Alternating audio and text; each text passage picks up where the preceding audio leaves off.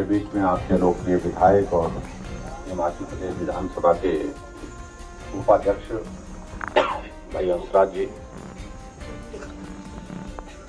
चंबा के हमारे लोकप्रिय विधायक पवन नैयर जी, भरमौर के लोकप्रिय विधायक जियालाल जी, हमारे बीच में SC/ST कॉरपोरेशन के वाइस चेयरमैन जय सिंह जी, जिला के हमारे पार्टी के अध्यक्ष जसवीर नागपाल जी, यहाँ उपस्थित सभी वरिष्ठ अधिकारीगण, पार्टी के हमारे मंडल के अध्यक्ष ताराचंद जी, महिला मोर्चा की जिला की अध्यक्ष कामता जी और हमारी पार्टी के वरिष्ठ नेत्री कृष्णा महाजन जी,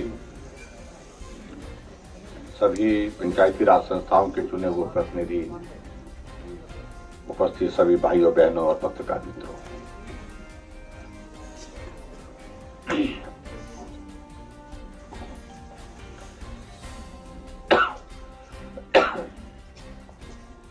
गला खराब हो गया।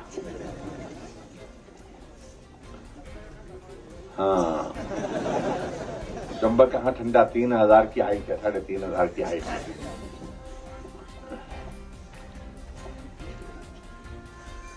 आज आपके बीच में अचानक आना हुआ है।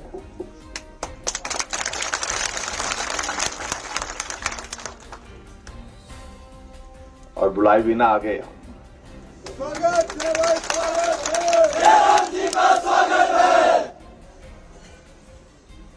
कार्यक्रम कुछ और था, लेकिन मौसम खराब होने की वजह से कुछ और बन गया। पिछले कल जब हम चंडीगढ़ से चंबा के लिए चले थे तो हम मान करके चले थे कुछ न कुछ गड़बड़ जरूर होगा। पहले तो यही लग रहा था कि चंबा पहुंच नहीं पाएंगे। पायलट ने कहा कि मैं कोशिश करूंगा, जहां तक पहुंच सकता हूं पहुंच जाऊंगा। मैंने कहा जहां पहुंच जाएंगे वहां हमको उतार देना, हम पैदल चले जाएंगे।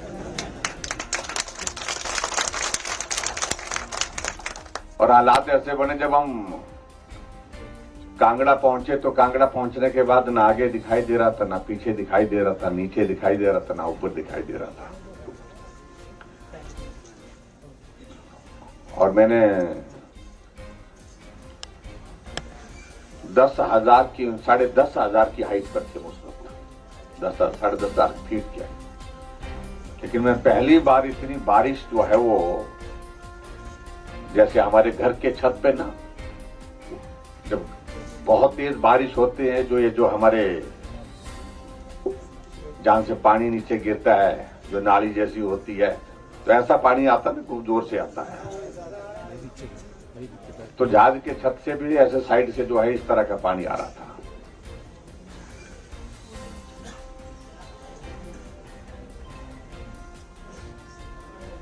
और एक बार ऐसे हालात बन गए कि भी मुझे कहा उनने कि लगता है हमको वापिस जाना पड़ेगा।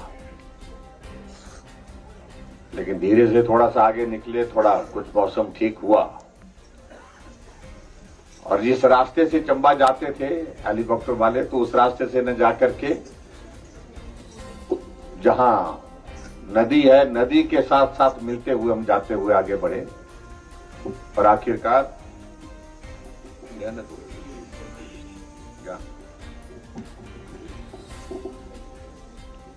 चंबा से हमको ये सारे लोग फोन कर रहे थे, यहां तो मौसम खराब है। हमने कहा कि जितना खराब पहले रास्ते में देखा उतना खराब नहीं है यहां। और आखिरकार भरपूर बरसात में हम चंबा उतरे, पहुंच गए। आज का कार्यक्रम हमारा भरमौर जाने का था और भरमौर जाने की हमारी तैयारी भी थी, लेकिन बारिश इतने ज्यादा होने के बाद, तूफान इतना ज्यादा वहां पर होने के कारण वहां सारा कार्यक्रम डिस्टर्ब हो गया। फिर हमने तय किया कि अब चंबा में यहीं पर कहीं घूम लेते हैं। और मुझे इस बात की खुशी है कि फिर हम आज चंबा में जाकर के मंदिर में भी जाकर के आए, सोमवार का दिन है आज। साहू मंदिर में जाकर के आए और साहू मंदिर के बाद फिर आपके पास यहां पर कोटी में भी पहुंचे। आप सब लोगों ने इस छोटे से नोटिस पर जहां रात को लगभग 9-10 बजे तय हुआ, उसके बावजूद भी बड़ी संख्या में यहां पहुंच करके आप हमारा अभिनंदन स्वागत किया, उसके लिए मैं आपका तो बहुत बहुत धन्यवाद करता हूं।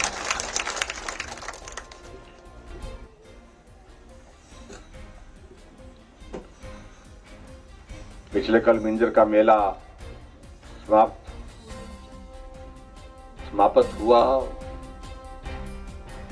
और चंबा पहुंच करके हमने मन की बात भी सुनी आदरणीय प्रधानमंत्री जी की, और सचमुच में इस बात को लेकर के बहुत आनंद आया जब प्रधानमंत्री जी ने पूरे देश के सामने चंबा के मिंजर के मेले का जिक्र किया।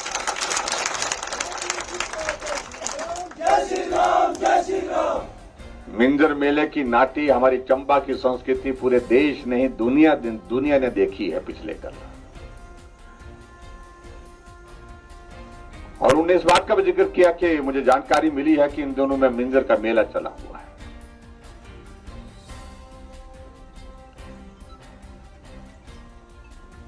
मिंजर के मेले का इतिहास का जिक्र किया उन्होंने।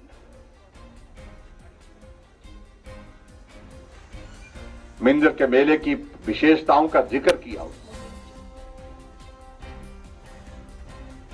प्रधानमंत्री आज से पहले एक नहीं अनेक रहे, लेकिन जिस तरह से नजदीकी से हमारे साथ, जिस तरह से भावनात्मक दृष्टि से अगर कोई प्रधानमंत्री जुड़े हैं, तो मैं कह सकता हूं, दावे के साथ कह सकता हूं, वो एक प्रधानमंत्री नरेंद्र भाई मोदी जी, जो हिमाचल की संस्कृति, हिमाचल के लोगों को बहुत ज्यादा स्नेह देते हैं, बहुत ज्यादा प्यार देते हैं।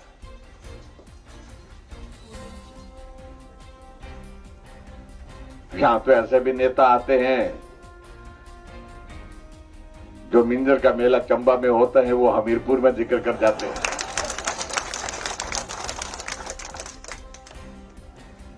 वो कहीं दूर के नहीं थे, वो तो नजदीक थे। और यहां देश के प्रधानमंत्री जो पूरा देश का संचालन कर रहे हैं, वो मिंजर के मेले का जिक्र कर रहे हैं, शहर के मेले का, उत्सव का जिक्र कर रहे हैं। और हमारे सिरमौर और शिमला जिला में जो जागरा होता है, जिसको जो रात को जाग करके सारा पूरी रात भर का कार्यक्रम चलता है, उसका हमने जिक्र किया। कितना अंतर है चीजों में, देखिए।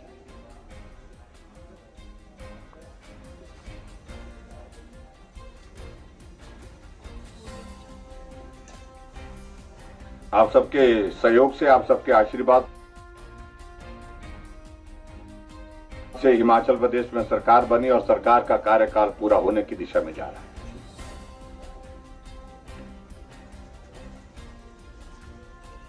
और ये सरकार का कार्यकाल बहुत अलग तरह की परिस्थितियों का रहा है।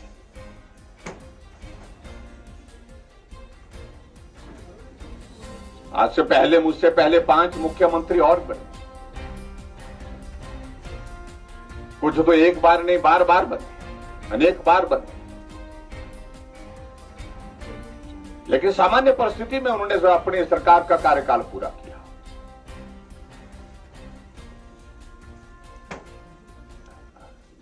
लेकिन जब हमारा कार्यकाल शुरू हुआ तो कोविड का दौर, इतना बड़ा दौर जिसमें 2 से 2.5 साल का वक्त जाया हुआ। अभी भी संकट समाप्त नहीं हुआ है। अभी भी हमारे लिए परेशानी और चिंता का विषय बना हुआ है।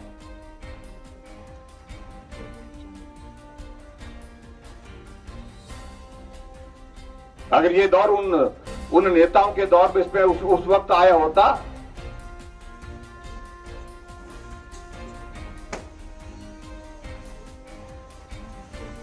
तो उनके अनुभवों से हम कुछ सीखते। लेकिन उनके दौर में इस प्रकार की परिस्थितियां नहीं थी। लेकिन फिर भी उसके बावजूद मैं इस बात के लिए आप सबका धन्यवाद करना चाहूंगा कि कोविड के मैनेजमेंट में जिस तरह से आप सबका सहयोग रहा, समर्थन रहा, मैं हिमाचल प्रदेश की जनता का एहसान चुकता नहीं कर सकता।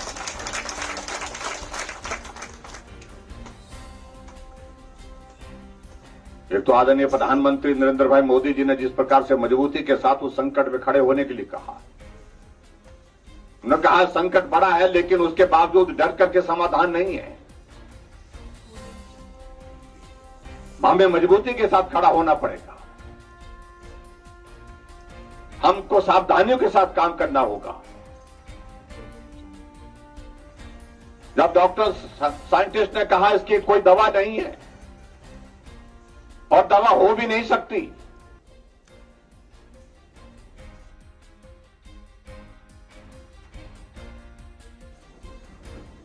तो प्रधानमंत्री जी ने पूछा कि इलाज क्या है, कैसे लोगों की जिंदगी को बचाया जाए। उन्होंने कहा कि एक तरीका है, वैक्सीन अगर इसकी बन जाती है तो लोगों के जीवन को बचाने में हमको मदद मिलेगी। प्रधानमंत्री जी ने साइंटिस्ट को बुलाकर कहा कि तो देखते क्या हो, बनाइए, जल्दी बनाइए और भारत के साइंटिस्ट इसको बनाएं तो हमें बहुत अच्छा लगेगा। जो मदद चाहिए, जो सहयोग चाहिए वो हम देने के लिए तैयार हैं। उनका हौसला बढ़ाया। जिस वैक्सीन को बनने के लिए उम्मीद कर रहे थे 8 से 10 साल लगेंगे, वो वैक्सीन जो है चंद महीनों में बन करके हमारे साइंटिस्ट ने तैयार की और दुनिया के लिए, देश के लिए समर्पित कर दी। लेकिन विचित्र बात हमारे सामने उस तरह की भी देखी आप, जब साइंटिस्ट ने रात दिन मेहनत करके उस वैक्सीन को बना करके तैयार किया और कहा कि हमारी वैक्सीन जो है वो लगाने के लिए तैयार है, सारे इसके जो उसकी जो टेस्टिंग के प्रोसेस जो हमने कंप्लीट कर लिए, तो हमारे विपक्ष के लोगों ने क्या प्रश्न खड़े किए, वैक्सीन लगाने से साइड इफेक्ट होगा, मत लगाइए, आने वाली जनरेशन जो है वो बहुत पता नहीं क्या क्या बोला कि कैसी होगी, उस पर साइड इफेक्ट्स होंगे। कुछ लोगों ने कहा कि याददाश्त चले जाएगी।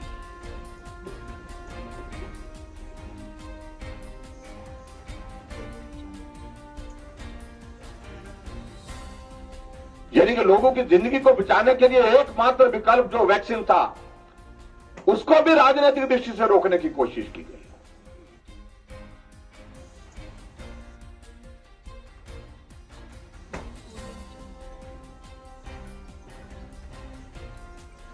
लेकिन लोगों ने भरोसा किस पर किया? नरेंद्र मोदी जी पर भरोसा किया। एक नेतृत्व जिस पर भरोसा देश ने किया कि अगर मोदी जी कह रहे हैं कि वैक्सीन लगानी चाहिए, तो हमें आंख बंद करके जो है उनकी बात पर विश्वास करना चाहिए, क्योंकि वो अपने लिए नहीं, हमारी जिंदगी को बचाने के लिए, हमारे परिवार की जिंदगी को बचाने के लिए बहुत बात कह रहे हैं। वैक्सीन सेंटर में कतारें लग गई, लंबी लंबी कतारें लग गई, और हमारे वो विपक्ष के, कांग्रेस के लोग प्रचार करते रहे और ये भी देखते रहे कि कौन जा रहा है। और जो वैक्सीन लगा करके आ रहे थे वापिस, उनको पूछते रहे कि भी क्या आपको वो बुखार तो नहीं हो रहा है, आपको कोई साइड इफेक्ट, चक्कर तो नहीं आया आपको, जैसे कि वो उन्होंने टेस्टिंग करनी है। लोगों ने कहा कुछ नहीं हुआ, ना बुखार आया, ना चक्कर आया, ना साइड इफेक्ट हुआ, ना रिएक्शन हुआ।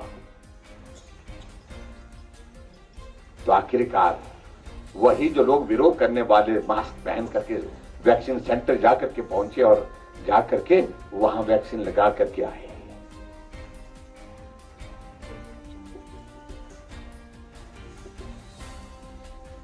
अरे विरोध करना है तो किसी ऐसी चीज का विरोध करो जो देश के हित में नहीं है, किसी की जिंदगी के हित में नहीं है। लोगों की जिंदगी के लिए आफत बनी हुई है और यहां आप लोग जो उसकी जिंदगी को बचाने के लिए रास्ता बंद कर रहे हैं। इससे घटिया और इससे निकम्मी कोई सोच हो नहीं सकती है, मैं कह सकता हूं। राजनीति करने के लिए बहुत सारे मुद्दे हैं, लेकिन उन मुद्दों पर करें। लेकिन मुझे इस बात को लेकर के मैं हिमाचल की जनता को जो है, आप सबको बहुत बधाई देना चाहता हूं। जब वैक्सीन का दौर चला तो हिमाचल पहली डोज में भी पहले नंबर पर और दूसरी डोज में भी पहले नंबर पर।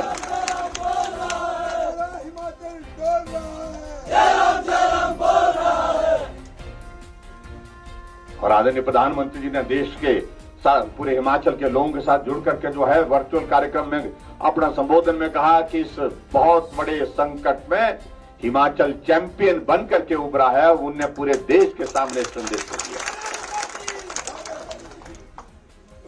और चीफ मिनिस्टर की कॉन्फ्रेंस जो होती थी, हमारी जो मीटिंग होती थी, हमारी वीडियो कॉन्फ्रेंस होती थी, हमेशा उन्हें हिमाचल के मॉडल का जिक्र किया। हिमाचल ने बहुत बेहतरीन किया है वैक्सीन में, आप भी करिए।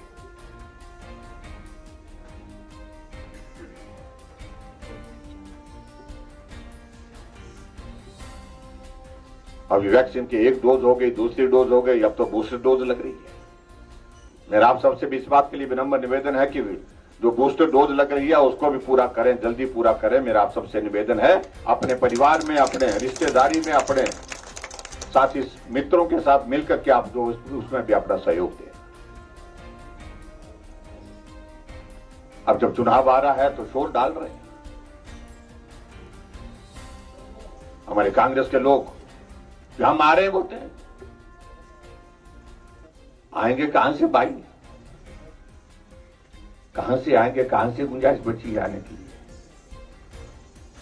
जो कांग्रेस पूरे देश भर में समाप्त होगी, हिमाचल में कैसे आएगी? का नेता कैसा हो, जैसा हो। अभी जिन 5 प्रदेशों में चुनाव था उसका इतना शोर डाल रहे थे, उछल उछल करके हम आ रहे हैं, चन्नी साहब आ रहे हैं, चन्नी साहब जीत रहे हैं। 2 जगह से चुनाव लड़े और दोनों जगह से हम उत्तराखंड में आ रहे हैं, हम मणिपुर में आ रहे हैं, गोवा में आ रहे हैं। 5 प्रदेशों के चुनाव हुए, जिसे एक प्रदेश में कांग्रेस की सरकार थी वहां से भी निपट गए। और उसके बाद दूसरी तरफ देखिए, जिन 4 प्रदेशों में भारतीय जनता पार्टी की सरकार थी, सभी में फिर भारतीय जनता पार्टी की सरकार बनी। योगी जी फिर वापिस आ गए, धामी जी फिर वापिस आ गए। और ये बात ठीक कह रहे कि रिवाज बदल दिया उन्होंने। उत्तराखंड में कभी भी सरकार, भाजपा की सरकार, मतलब किसी भी सरकार के बाद 5 साल का कार्यकाल करने के बाद पूरा दूसरी सरकार नहीं बनी थी। लेकिन अब की बार पहली बार उत्तराखंड में भाजपा की सरकार का 5 वर्ष के बाद फिर 5 वर्ष का कार्यकाल शुरू हुआ। उत्तर प्रदेश में 37 वर्षों के बाद कोई सरकार फिर रिपीट हुई है।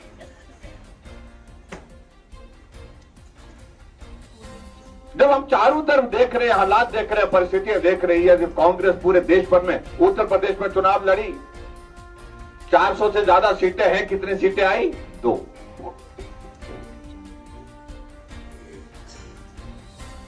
इसलिए उनको कहिए इस उछल कूद का कोई अभिप्राय नहीं, कोई मतलब नहीं। अगर रिवाज बदलने की शुरुआत हुई है, उत्तराखंड ने बदला, उत्तर प्रदेश ने बदला, तो हिमाचल प्रदेश भी बदल करके छोड़ेगा और हिमाचल प्रदेश में फिर भाजपा की सरकार बनेगी। भारतीय जनता पार्टी जिंदाबाद। लेकिन उसके लिए मेहनत करनी पड़ेगी। आपके चुनाव विधानसभा क्षेत्र में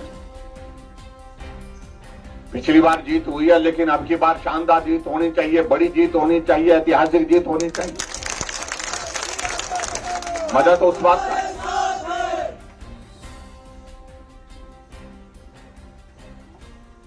कुछ लोग आपके बीच में आने की कोशिश करेंगे, अपनी बात कहने की कोशिश करेंगे, कहेंगे।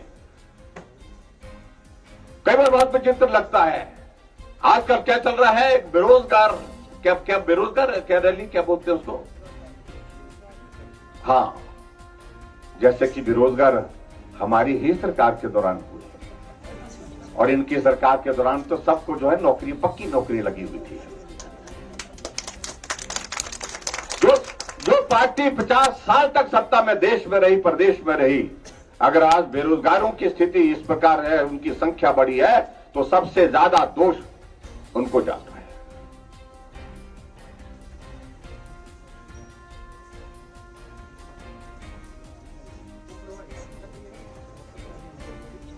आज आप लोगों के बीच में आकर के बात कहने की कोशिश कर रहे हैं। ये नहीं हुआ, वो नहीं हुआ। आप इसी विधानसभा क्षेत्र के अंतर्गत देखें विकास कार्य को, उनके दौरान क्या हुआ है और इन 4.5 वर्ष के कार्यकाल में क्या हुआ, आप तुलना करके देखिए। आप एक बार नक्शा निकाल के पूरा हिमाचल डर रहा है। इस चंबा में और ज्यादा हम काम कर सके, इसलिए प्रदेश सरकार ने नहीं, दिल्ली की सरकार नरेंद्र भाई मोदी जी ने तय किया कि इस जिले को और मदद करने की जरूरत है और इसको एस्पिरेशनल डिस्ट्रिक्ट घोषित किया। उनने आकांक्षी जिला घोषित किया। कहीं कांग्रेस ने सोचा कि चंबा जिला के लिए ज्यादा करने के लिए कुछ करना चाहिए, इसलिए उन सारी बातों का जिक्र करेंगे तो लंबी बात जाएगी। मेरा आप सबसे निवेदन है, हमने हिमाचल प्रदेश में काम करने की कोशिश की है। जहां हर विधानसभा क्षेत्र में काम करते हमने विकास को, ऐसे संकट में जब कोविड का दौर चल रहा था उसमें भी रुकने नहीं दिया। अगर ये परिस्थिति कांग्रेस की सरकार के दौरान आई होती तो मालूम नहीं क्या होता। कुछ नेता कहते हैं कि ऋण ले रहे हैं, जैसे कि तुमने लिया ही नहीं। सबसे ज्यादा ऋण लेना आज तक के हिमाचल प्रदेश के इतिहास में किसी कार्यकाल में अगर सबसे ज्यादा ऋण लिया गया तो पिछला 5 वर्ष का कांग्रेस का कार्यकाल है। सबसे सारा रिकॉर्ड तोड़ दिया। 50,000 करोड़ रुपए का ऋण हिमाचल प्रदेश में छोड़ करके चले गए, और उस वक्त तो कोविड था नहीं। ऋण लिया तो किस बात के लिए लिया गया, और यहां तो हम तो कोविड के इस दौर में से गुजरे, लेकिन फिर भी उनसे कम ऋण लिए। और सरकार कोई बने कोई भी चले, लेकिन ऐसे हालात कांग्रेस ने पैदा कर दिए हिमाचल प्रदेश में कि जो भी सरकार बनेगी उसको ऋण लेना ही पड़ेगा, उसके सिवाय कोई रास्ता नहीं।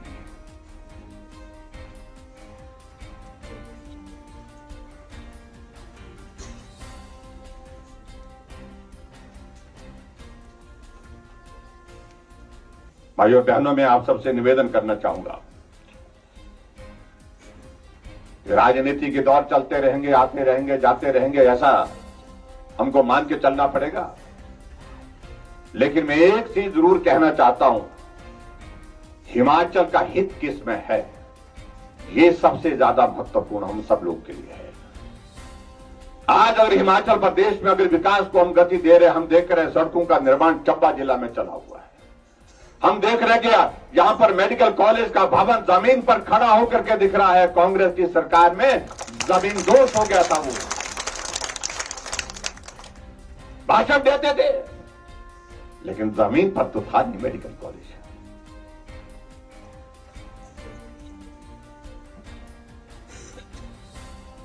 आज कॉलेज बन रहे हैं, भवन बन रहे हैं, हमारे हॉस्पिटल के भवन बन रहे हैं।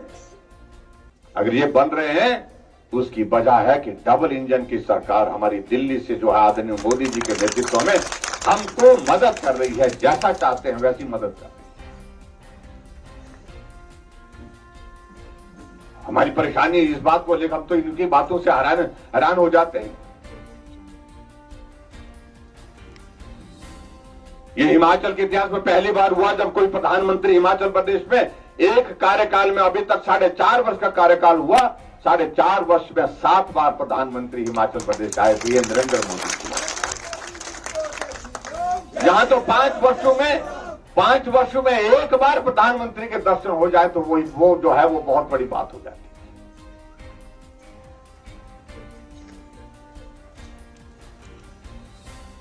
अभी प्रधानमंत्री जी शिमला आए, 8 साल का कार्यकाल केंद्र सरकार का पूरा हुआ। रिज के मैदान में कार्यक्रम हुआ। रिज के मैदान में जाने से पहले जब माल रोड पहुंचे तो गाड़ी छोड़ करके निकल पड़े। ये माल रोड जहां मैं पैदल घूमता था, दोस्तों को मिलता था, उसी तरह से निकल पड़े। एक कोने से दूसरे कोने तक पैदल गए और पूरे हिमाचल के लोगों ने सर आंखों पर बिठा दिया, उनका अभिनंदन किया, स्वागत किया। आज से पहले कोई प्रधानमंत्री माल रोड पर पैदल नहीं गया।